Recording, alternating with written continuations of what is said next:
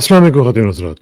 इमरान खान की ज़मानत और उनके बाद फिर हमने देखा कि उनके जो भांजे हैं हलीमा खान साहिबा के जो फ़र्ज़ंद हैं जो कि पाकिस्तान के हीरो हैं, पाकिस्तान का परचम बुलंद करते हैं स्पोर्ट्स में उनको अगवा किया गया और फिर उसके बाद अब पुलिस ने कहा है कि जी हमने गिरफ़्तारी की है।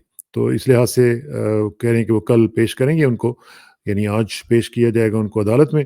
लेट्स सी क्या होता है वहाँ पे और साथ-साथ हमने ये देखा कि जो सुहेल वड़ाइच साहब ने माफ़ी वाला काम शुरू करवाया था, वो तो उल्टा उनके गले पड़ गया और आज हमने पढ़ा कि जनाब डीजीआईएसपीआर साहब ने उनको बिल्कुल डिसओन किया और बल्कि उनको ह्यूमिलिएट भी किया और उनके इदारे को भी ह्यूमिलिएट किया। इसका भी ज़रा तज़किया करेंगे और फिर साथ-साथ फ़ॉरेन पॉलिसी लेवल पे बड़ी इंपॉर्टेंट चीज़ें चल रही हैं। वो बड़ी ओपनिंग्स हैं पाकिस्तान के लिए। अभी आपने देखा कि जिस तरह चाइनीज़ फ़ॉरेन मिनिस्टर जो हैं वो पहले भारत गए, उसके बाद काबुल आए, काबुल में भी उन्होंने इसहाक डार और जो फ़ॉरेन मिनिस्टर हैं अफ़गानिस्तान के उनसे मुलाकात करवाई, ट्राइलैटरल था और उसके बाद फिर वो पाकिस्तान आके उन्होंने बड़ी इंपॉर्टेंट बात कही। उन्होंने कहा कि ये जो दौरा है मेरा पाकिस्तान का, this is one of the most important out of 3 जो ट्रिप्स उन्होंने किए हैं। तो इससे उन्होंने पाकिस्तान की इम्पोर्टेंस को रिकॉग्नाइज़ किया, एक्नॉलेज किया। इसका क्या तज़किया करेंगे ये भी ज़रा हम देखते हैं और साथ-साथ जो हमने पिछले हफ़्ते भी बात की थी कि आज से दौरा शुरू हो चुका है। हमारे कॉमर्स मिनिस्टर जो हैं जाम कमाल साहब वो पहुँच गए हुए हैं बांग्लादेश और उसके बाद जाने वाले हैं हमारे फ़ॉरेन मिनिस्टर। तो वहाँ पे क्या सूरत-ए-हाल होगी और इसका क्या इम्पैक्ट होगा, इसका भी ज़रा तजिया जाँचने की कोशिश करेंगे और हमें जॉइन कर रहे हैं तमाम गुफ्तगू करने के लिए साबिक़ सफ़ीर पाकिस्तान जनाब करामतुल्लाह गौहरी साहब। गौहरी साहब अस्सलाम वालेकुम जी। वालेकुम अस्सलाम कसाना साहब। बहुत शुक्रिया गौरी साहब। To start with domestic level पे ज़रा बात करते हैं कि ये जो इमरान खान साहब की ज़मानत हुई और ये पहले तो हम देख रहे थे कि कोई ज़मानत वगैरह तो क्या प्रोसीडिंग्स ही नहीं हो रही थी, अभी भी कई केसेस की प्रोसीडिंग्स नहीं हो रही हैं। तो ये अचानक ज़मानत कैसे हो गई, ये भी ज़रा हमें बताएँ और दूसरा फिर साथ ही जिस दिन ज़मानत हुई उसी दिन उनके भांजे को भी उठा लिया गया। तो ये क्या हो क्या रहा है जी? ये फस्तायत का मुजाहरा है कसाना साहब, और क्या है। देखिए, अदालतों को हमारी इस्टेब्लिशमेंट ने, हमारी अस्करी क़यादत ने बिल्कुल अपने ताबे फरमान कर लिया। लिहाजा उनके लिए ये हैरत की बात होगी कि सुप्रीम कोर्ट ने ये जसारत, उनके बकौल जसारत की कि इमरान खान को 9 मई के 8 मुकदमात में ज़मानत उनकी मंजूर कर ली। तो उसके रद्द अमल में उन्होंने अपनी अपनी ताकत का मुजाहरा इस तरह से किया कि हलीमा खान के बयान के मुताबिक उनके घर पर छापा मारा गया। सादा सादा कपड़ों में मलबूस अफराद थे, और वही वो जो हमारे आईएसआई के दहशतगर्द जिनको मैं कहता हूँ, वो उनका तरीक़ेकार यही है कि वो रात के अंधेरे में घरों पर छापे मारते हैं, घरों में दाखिल होते हैं, चादर और चारदीवारी की बेहुरमती करते हैं, इसलिए कि वो अपने आप को हर कानून से बालातर समझते हैं। और उनका ख्याल ये है कि पाकिस्तान उनके उनके उनके अजदाद की विरासत है जो उनको सही तौर पर मुंतकिल कर दी गई है। लिहाजा वो जिस तरह से चाहे इस रियासत को चलाए, जिसका निज़ाम चलाए।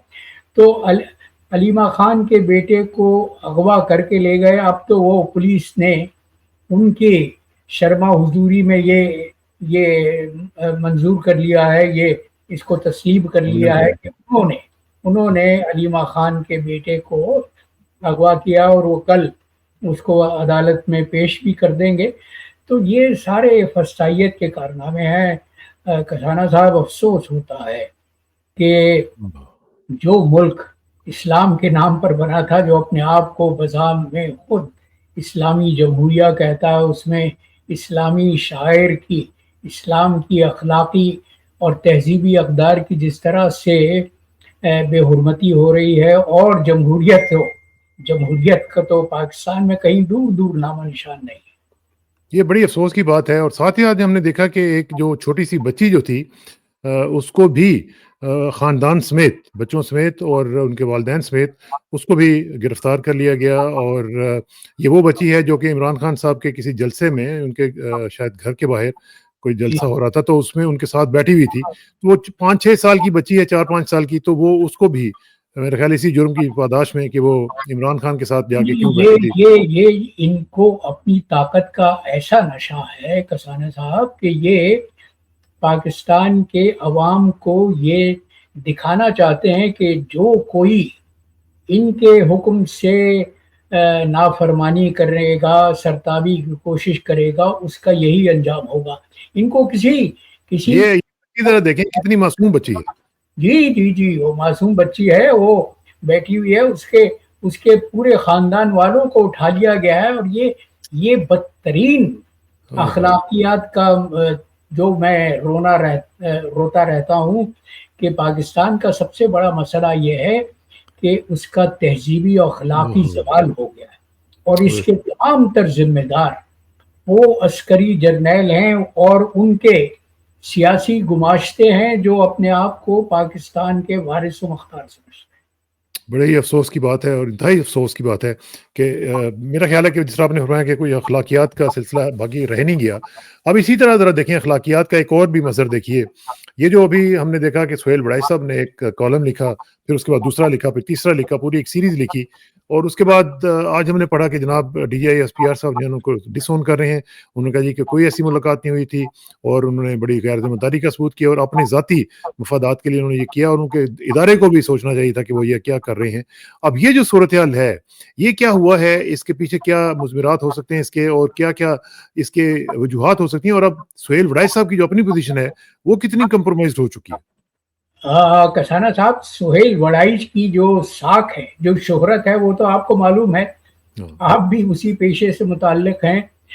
تو سہیل وڑائی کی شہرت تو اس حوالے سے ہے نا کہ وہ عسکری جرنیلوں کی نمائندگی کرتے ہیں اور جو کچھ وہ لکھتے ہیں وہ ان کے وردی پوش آقاؤں کی مرضی اور منشا سے ہوتا ہے.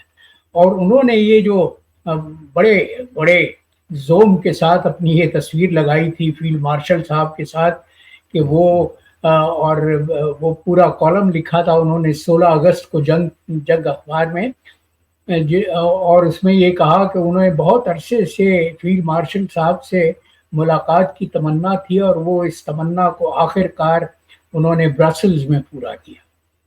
اور اس کے بعد پھر انہوں نے اگلے دن عمران خان کو مخاطب کرتے ہوئے ایک قیدی 804 کے نام سے اور قیدی جی کے عنوان سے انہوں نے ڈیئر قیدی جی، جی ڈیئر قیدی جی کے عنوان سے وہ کالم لکھا اور اس میں کہا کہ ہم ذوالفقار علی بھٹو کے کیس کو نقش ثانی ہوتے ہوئے اس کا توارد ہوتے ہوئے نہیں چاہتے.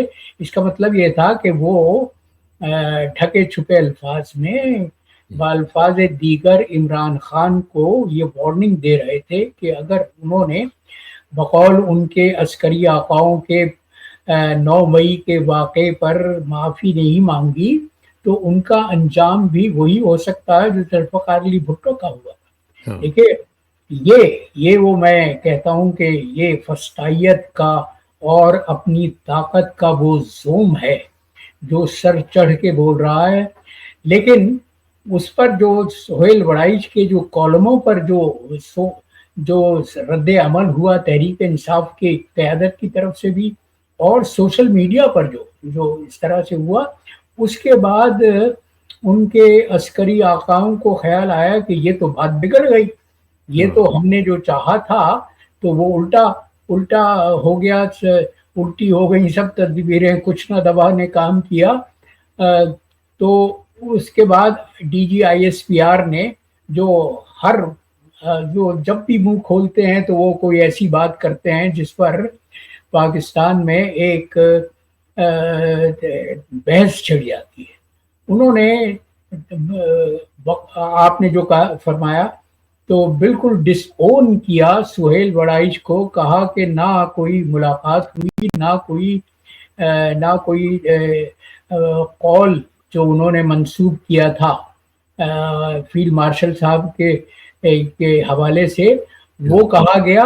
اور دیکھیے وہ فیلڈ مارشل صاحب نے جو بیان دیا تھا سہیل وڑائی کو، وہ یہ کہا تھا کہ وہ حکم معافی نہ مانگنے پر ابلیس وہ شیطان قرار پایا، وہ شیطان ہو گیا. معافی مانگنے پر نہیں، وہ قرآن قرآن سورہ بقرہ میں بہت وضاحت سے کہہ رہا ہے کہ فرشتوں کو جب اللہ نے یہ حکم دیا کہ تم آدم کو سجدہ کرو تو انہوں نے انکار تو سجدہ کر لیا، لیکن انسان نے ابلیس نے انکار کر سجدہ نہیں کیا، تو اس کو اس نافرمانی کی سزا کے طور پر اس گھمنڈ اور طاقت کا جو مظاہرہ اس نے کیا تھا کہ اس کو تو نے مٹی سے بنایا ہے، مجھے آگ سے بنایا ہے، تو میں اس کو سجدہ کیوں کروں، تو وہ جو اس نے اپنی بڑائی جتائی تھی اس پر اللہ نے اس کو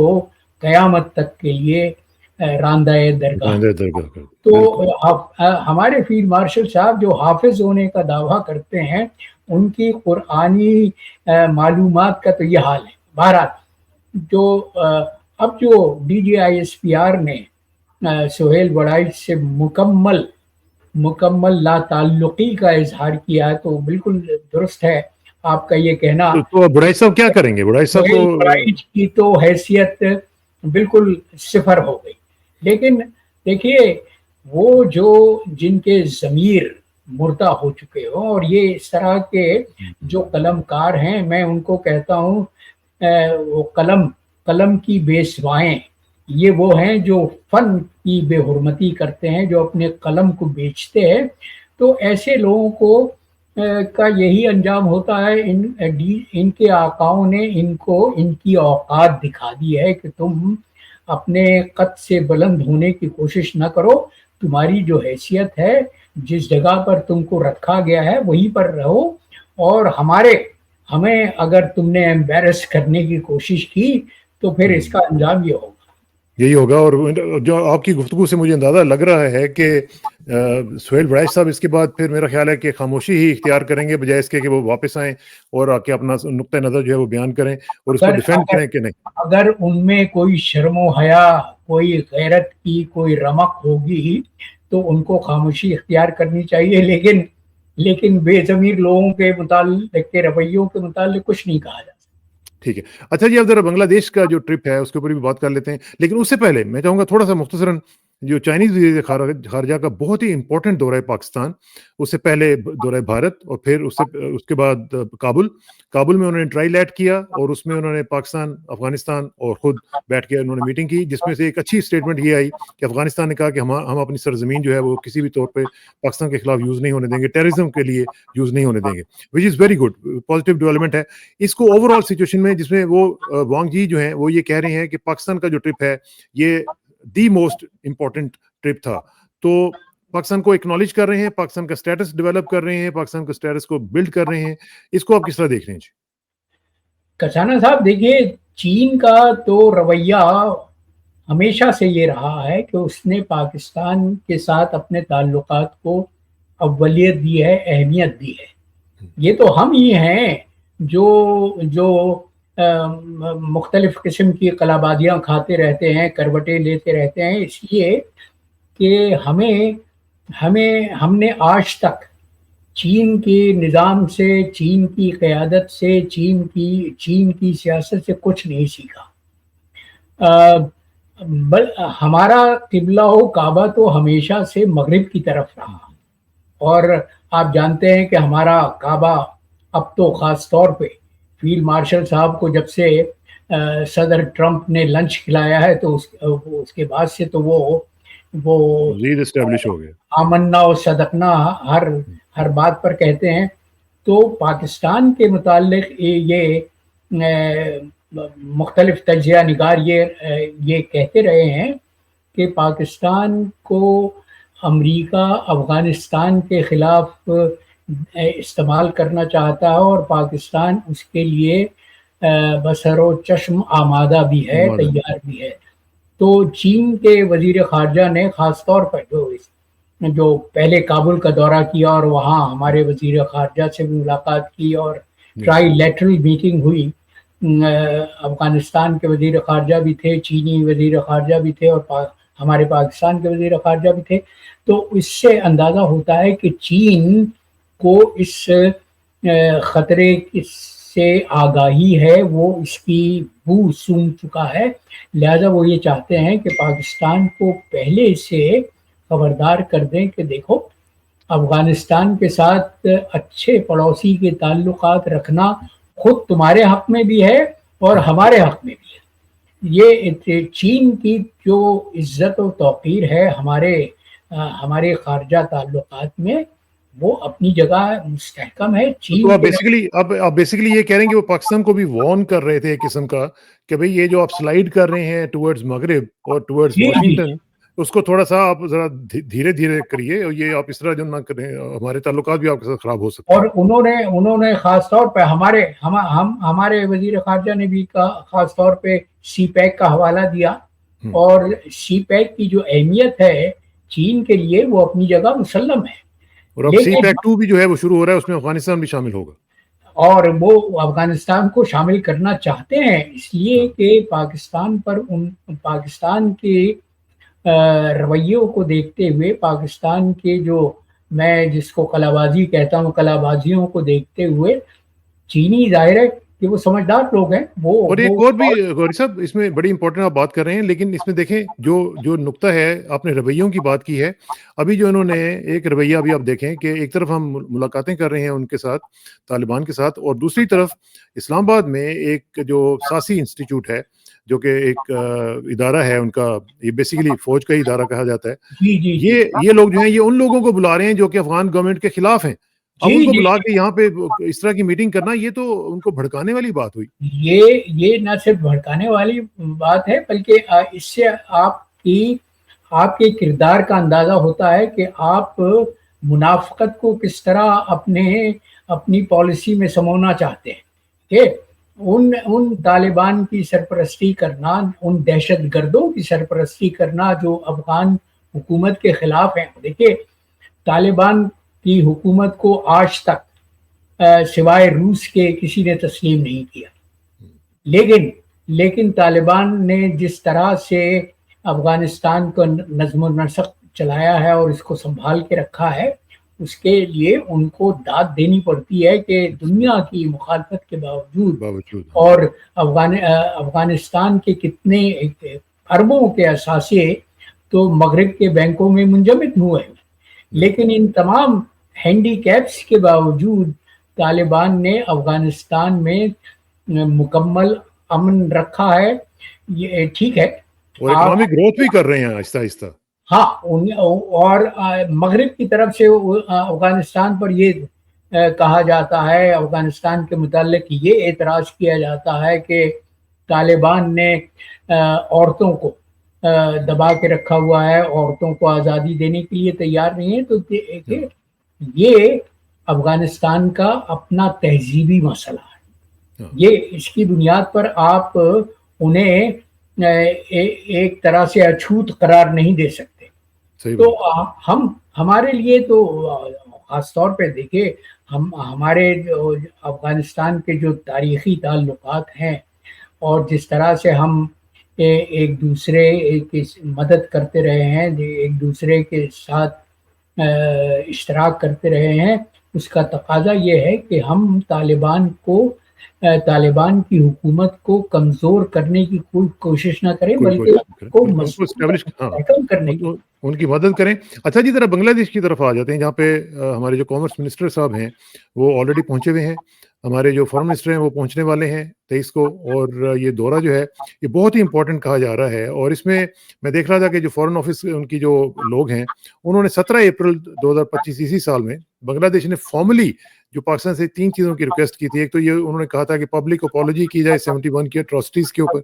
दूसरा उन्होंने ये कहा था कि 4.3 टू 4.5 बिलियन डॉलर्स की जो फाइनेंशियल क्लेम्स हैं हमारे, जो कि अनडिवाइडेड एसेट्स वगैरह, शेयर्स जो थे उनमें एड वगैरह थी साइक्लोन के हवाले से, वो हमें दी जाए। और तीसरा उनका था बहुत ही इंपॉर्टेंट, वो भी रिपैट्रिएशन ऑफ स्ट्रैंडेड पाकिस्तानीज जो हैं वहाँ पे जो महसूरीन है, और उनकी जो इक्विटेबल डिस्ट्रीब्यूशन ऑफ एसेट्स है, उसके हवाले से भी उन्होंने कहा था कि ये 3 हमारे मुतालबात होंगे। अब देखते हैं वहाँ पे क्या होता है। लेकिन पिछले हफ्ते हमने जब आपसे गुफ्तगू की थी, तो आपने ये कहा था कि पाकिस्तान को पब्लिक अपॉलॉजी करनी चाहिए और इसमें पाकिस्तान के लिए बहुत बड़ा चांस होगा, ओपनिंग होगी। लेकिन कुछ दोस्तों ने इसके ऊपर एतराज़ किया, उन्होंने कहा जी कि पाकिस्तान को अपॉलॉजी नहीं करनी चाहिए, क्योंकि पाकिस्तान ने उतना जुल्म नहीं किया जितना कि उन लोगों ने खुद अपने लोगों पे जुल्म किया था।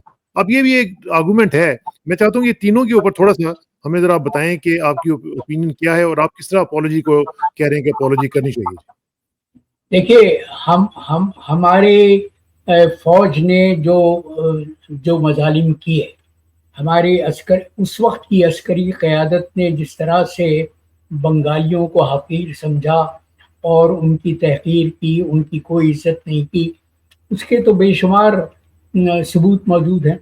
تو یہ کہنا کہ ہم نے مظالم کم کیے اور بنگلہ مکتی باہینی نے مظالم زیادہ کیے، وہ بیسیکلی ان کا پوائنٹ یہ ہے کہ مکتی باہنی نے کافی لوگوں کو قتل کیا، اور وہ جو اجتماعی قبریں تھیں وہ لوگوں نے پھر بعد میں دکھا کے کہا جی کہ یہ پاکستان کی فوج نے کیا ہے. وہ اس طرح کی آرگومنٹس دیتے ہیں. یہ دیکھیے یہ تو اپنی فوج کے جو بدعمالیاں ہیں ان کو چھپانے کی کوشش کی جا رہی ہے. لیکن میں اس کو تسلیم کرتا ہوں کہ مکتی باہینی نے بھی لوگوں کو قتل کیا، ان پر مظالم کیے، لیکن مکتی باہینی کے مظالم رد عمل تھا ان مظالم کا جو ہماری عسکری قیادت نے، ہماری فوج نے مشرقی پاکستان میں کی ہے. اس کے بعد میں اپنے اس موقف پر قائم ہوں کہ پاکستان کو معافی مانگنی چاہیے، اس لیے کہ معافی مانگنے سے کوئی حقیر نہیں ہو جاتا، کوئی ذلیل نہیں ہو جاتا، کوئی پست نہیں ہو جاتا. لیکن وہ کہتے ہیں کہ اگر پاکستان معافی مانگے گا اس کا مطلب ہے کہ پاکستان تسلیم کر رہا ہوگا، تو پاکستان کو انٹرنیشنل کورٹ آف جسٹس میں لے جایا جا سکتا ہے، ریپریشنز جو ہیں وہ اس کے اوپر مانگی جا سکتی ہیں، تو وہ ایک ان اینڈنگ ایک سلسلہ شروع ہو جائے گا. یہ دیکھیں یہ جواز پیش کیے جاتے ہیں معافی نہ مانگنے کے حق میں. لیکن میں یہ کہتا ہوں کہ معافی مانگنے سے، اور ہم بنگلہ دیش کے ساتھ برادرانہ تعلقات کو اگر استوار کریں، اگر ان کو فروغ دیں، تو بنگلہ دیش کی حکومت کو ہم ان کی قیادت کو اس بات پر قائل کر سکتے ہیں کہ دیکھو معافی مانگنے کے جو مطالبہ تھا ہم نے اس کو پورا کر دیا، اب اس کے بعد تم بھی اپنے رویے میں کچھ لچک دکھاؤ. یہ جو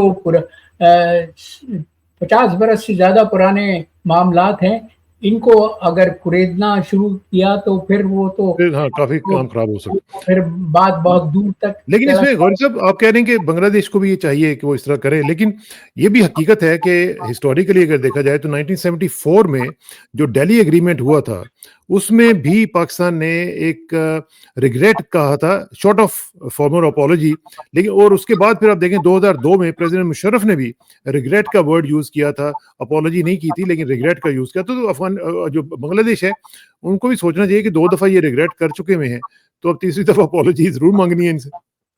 دیکھیے وہ یہ اس بات پر مذاکرات کیے جا سکتے ہیں. دیکھیے اگر آپ مذاکرات کرنے کے لیے تیار ہو، کھلے دل سے مذاکرات کریں، تو بنگلہ دیش کی قیادت کو آپ قائل کر سکتے ہو. دیکھیے ہماری سب سے بڑی کمزوری کیا ہے؟ ہماری سب سے بڑی کمزوری کسانہ صاحب یہ ہے کہ ہم نے ان پاکستانیوں کو جو آج تک 50 برس کے بعد بھی ڈھاکہ کے اور مختلف شہروں کے جو کیمپ ہیں ان میں رہ رہے ہیں، وہ جو گھیٹوز میں رہ رہے ہیں، جن کو بہاری بھی کہا جاتا ہے. جی، اور یہ بہاری کی اصطلاح تو میں اس میٹنگ میں موجود تھا دفتر خارجہ میں، جہاں ہمارے چند بکراتوں نے یہ فیصلہ کیا کہ اگر ہم ان کو پاکستانی مانیں گے اور پاکستانی کہیں گے تو پھر تو ہم ان کو واپس بلانا پڑے گا، اخلاقی طور پر سزاوار ہوں گے. لہذا بہاریوں کی اصطلاح دفتر خارجہ میں وضع کی گئی تھی. یہ ایجاد بندہ ہے، اور یہ بڑی زیادتی کی بات ہے، ویسے انتہائی زیادتی کی بات ہے، بلکہ توہین کی بات ہے. دیکھیے میں اپنے پاکستانی ہونے پر فخر کرتا ہوں. اگر مجھے کوئی یہ کہے کہ تم پاکستانی نہیں بلکہ صرف مہاجر ہو تو میں اپنی ہتک محسوس کروں گا. تو اسی طرح ہم نے ان کو بہاری کہہ کے راندہ درگاہ کر دیا، اور آج تک دیکھیں یہ آج تک کسی پاکستانی حکومت نے، کسی پاکستانی سیاسی رہنما نے اس بات کو اپنی پالیسی کا جزو نہیں بنایا کہ ان پاکستانیوں کو واپس پاکستان لانے کی ذمہ داری ہماری ہے. نہ صرف اخلاقی ذمہ داری ہے بلکہ یہ ایک طرح سے ان لوگوں کا حق ہے کہ وہ اگر اپنے آپ کو پاکستانی سمجھتے ہیں، اور پاکستانی سمجھنا ان کا جائز ہے. دوسری بات یہ ہے غوری صاحب کہ دیکھیے ہمارا جو پچھلے 40 سال سے ہم دیکھ رہے ہیں، جب سے یہ رشین ہوا تھا، سارا انویژن ہوئی تھی، ہمارے ہاں 40 لاکھ 35 لاکھ 30 لاکھ کے قریب افغان مہاجرین رہتے رہے ہیں اور ابھی بھی ہیں. تو وہ تو ہمارے ہمسایہ ملک کے لوگ تھے، یہ تو اپنے لوگ ہیں، ان کو کیوں نہیں ہم بلا سکتے؟ جی یہی تو اس سے آپ نے جو بہت اچھی بات کہی ہے، اس سے آپ کے سیاسی اور عسکری قائدین کے جو دلوں میں جو منافقت ہے، ان کے رویوں میں جو منافقت ہے، اس کی نشاندہی ہوتی ہے. ہم نے برسوں اور آج تک ہماری سرزمین پر کم از کم کوئی 10 لاکھ افغان مہاجرین تو ہیں، لیکن ہم 40-45 برس سے افغان مہاجرین کی جو میزبانی ہے وہ کرتے آ رہے ہیں. لیکن ہم اب ان لوگوں کو جو پاکستانی ہونے کی وجہ سے وہاں بنگلہ دیش میں انتہائی مصیبت کی زندگی گزار رہے ہیں. اور دیکھیں یہ بھی مجھے پتا چلا غوری صاحب کہ 300 400 لوگوں کے لیے ایک واش روم ہے وہاں پہ. جی وہ ان گیٹوز کی جو جہاں بہاری سو کال بہاری رہتے ہیں، ان کی جو حالت زار ہے، اس کا حال تو میں نے اپنے دوستوں سے سنا ہے جو وہاں ڈھاکہ میں رہ چکے ہیں، سفارتکاری کر چکے ہیں. تو آج ہم نے دیکھے مکتی باہینی نے جو مظالم کیے، جو بہاریوں کو مارا، وہ بھی صرف اس جرم کی پاداش میں مارا تھا کہ وہ پاکستانی تھے، پاکستانی ہیں اور اپنے آپ کو پاکستانی سمجھتے ہیں. وہ اپنے آپ کو بنگالی یا بنگلہ دیشی کہنے کے لیے تیار نہیں ہے. تو ہم اور ان کی نسلیں ثابت کر رہی ہیں، نسل در نسل وہ ثابت کر رہے ہیں کہ ہم پاکستانی ہیں. اور ایک طرح سے میرے ایک دوست نے کہا تھا کہ یہ جو پاکستان کی بربادی ہے، یہ تو ان بہاریوں کی آہوں کی وجہ سے ہے، جو آج بھی اپنے پاکستانی ہونے کی صلاح میں عذاب اٹھا رہے ہیں. اور آپ باقاعدہ طور پر مطالبہ کریں گے کہ ان کو فوری طور پر بلایا جائے، ان کو یہاں پہ سیٹل کیا جائے، جہاں پہ بھی ہو سکے ایک اسکیم بنائی جائے، جس طرح کی بھی کوئی اسٹریٹجی بنائی جائے، ان کو پاکستان میں لا کے سیٹل کیا جائے. دیکھیے ہمارے پاس زمین کی کمی تو نہیں ہے کسانہ صاحب، اور جو بنگلہ دیش سے جو ہمارے پاکستانی آئے تھے پاکستان میں، وہ کسی پر حکومت پر بوجھ تو نہیں بنے. وہ ظاہر ہے کہ وہ لوگ پاکستان سے محبت کرتے ہیں اور وہ اتنی استعداد رکھتے ہیں کہ وہ اپنے لیے معاشی طور پر اپنی جگہ بنا سکتے. ایبسلیوٹلی. میں یہاں پہ ایک چیز کلیریفائی کر دوں کہ لوگ یہ نہ سمجھیں کہ ہم شاید افغان مہاجرین کے خلاف ہیں. بالکل نہیں. ہم بینگ اے مسلم، ہمارا حق تھا، ہمارا فرض تھا کہ ہم ان کی خدمت کرتے اور ابھی بھی کر رہے ہیں. لیکن وہ جو محصورین ہیں وہ ہمارے ریل پاکستانیز ہیں، ان کو بلانا تو ہمارا فرض اولین ہونا چاہیے. میرا خیال ہے کہ غوری صاحب آپ کی بالکل بات ٹھیک ہے. اس کے اوپر افغان مہاجرین کے خلاف ہمیں کوئی کدورت نہیں ہے، کوئی شکایت نہیں ہے، بلکہ ہم نے اپنا ایک طرح سے دینی فرض ادا کیا. اور میں اکثر لوگ ضیاء الحق کو اس بات پر مطعون کرتے ہیں، معتوب قرار دیتے ہیں کہ اس نے افغان مہاجرین کو پاکستان میں پناہ دے کے وہ ڈرگ اور گنز کا کلچر عام کیا. دیکھیے اس وقت کوئی بھی ضیاء الحق کی جگہ ہوتا تو وہ افغانیوں پر جو مصائب، جو آلام اور جو تکلیفیں پڑی تھیں، ان میں ان کے پس منظر میں ہر پاکستانی قیادت کا یہی رویہ ہوتا.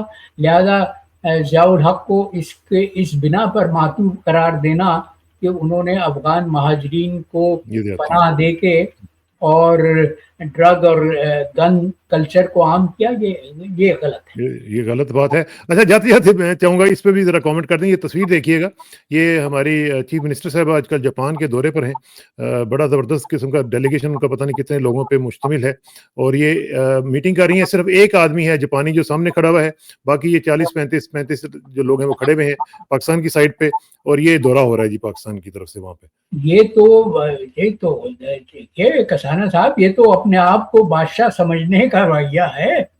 یہ لوگ سمجھتے ہیں کہ یہ پاکستان کے مالک و مختار ہیں، جس طرح سے پاکستان کے خزانے کو لٹائیں یہ ان کے لیے جائز ہے، ہر کام جائز ہے. تو یہی تو رونا ہے کسانہ صاحب کہ جو جس قیادت کی عوامی تائید حاصل ہے وہ قیادت تو معطوب ہے، وہ جیل میں، اس کا جو قائد جیل میں ہے، اور ہر طرح سے اس پر سختیاں کی جا رہی ہیں، اس کو ایذائیں پہنچائی جا رہی ہیں. اس کے ساتھ وہ رویہ رکھا جا رہا ہے جو عام مجرموں کے ساتھ بھی نہیں رکھا جاتا. یہ بہت ہی افسوسناک صورت ہے. اس سے اندازہ ہوتا ہے کہ ہماری قیادت کن لوگوں کے ہاتھوں میں ہے جو اخلاقی طور پر اس قابل نہیں ہے کہ ان کو کسی مسند اقتدار پر کسی پر فائز کیا. بالکل صحیح بات ہے. بہت بہت شکریہ گوہر صاحب. انشاءاللہ آپ سے جلدی ملاقات ہوگی. Thank you very much and see you soon. السلام علیکم. وعلیکم السلام.